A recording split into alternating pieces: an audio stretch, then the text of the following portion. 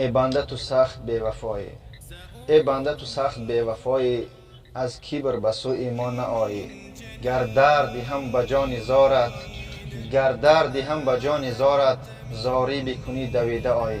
السلام علیکم و رحمت الله تعالی و برکاته. دوستان عزیز، پروردگار همیشه زنده و خانه آباد باشه. چون همیشه با شما هستم، برادر شما، دوست شما بابا جان. روز سعید جمعه را، روز نور، روز خرسندی بر هر یک شما مبارکباد میگم. برای چه روز خرسندی میگم که الحمدلله و المنه، الحمدلله که امروز در وطن عزیز ما، در تاجیکستان آباد ما، ان شاء الله با خواست پروردگار و اجازت حکومت تاجیکستان الحمدلله درهای مسجد باز شد.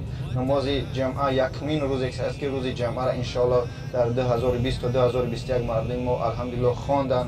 خداوند همیشه درهای مسجد ما همیشه باز باشه و پروردگار قلبی برادرای ما را، برادرای حکومتی هم تا باز کنه که ان شاء الله در راه صراط المستقیم و دستگیری برادران مسلمان باشند. رحمت کنه پدر مادر هر یکتون. دوستان عزیز، این روزها را غنیمت بداره، نیک بدونه. اگر که خداوند بخواهد یک پشه را روان میکنه، دنیا را چپه میکنه. دیدید که در 2020 با یک بیماری که با چشم عیان نبود، یعنی کووید 19، چقدر مشکلی ها به سر بنده آمد. دنیا تماما در جوش آمد. به هم خاطر فقط زنده هم، مقصد حاضرش از سلامت هستیم. الحمدلله شکرانه نعمت های پروردگار کنید. نمازها را در وقت ادا کنید و به سوی مسجدها همه وقت حرکت کنید. این سخنهای من با کسایی داخل داره که سوی مسجدها کم میروند.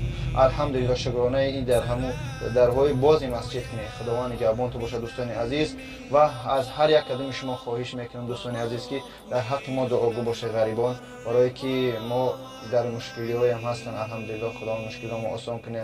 و در غریبی و برادرای هست که این بیکار، و رحمت کنه پدر مادر هر یک کدام شما را که در بری ما هست، خیرها میکنه الحمدلله. و خیرهای شما به خواست پروردگار و برادران و خواهرای نیازمند معیوب بیچاره ان شاء الله رسیده ایستادن. سلامت باشید دوستان عزیز. کانال ما کانال خیر است. خداوند نگهبان تو باشه.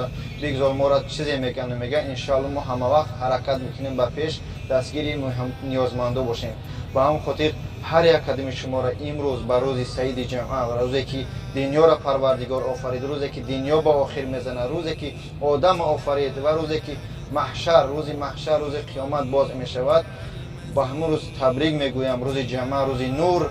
و پروردگار خداوند دعا میکنیم که هر یک کدام ما را پروردگار جنت جاویدانه را نصیب بگرداند. شما را هم دعاگو باشه در حق ما برادران مسلمان ما.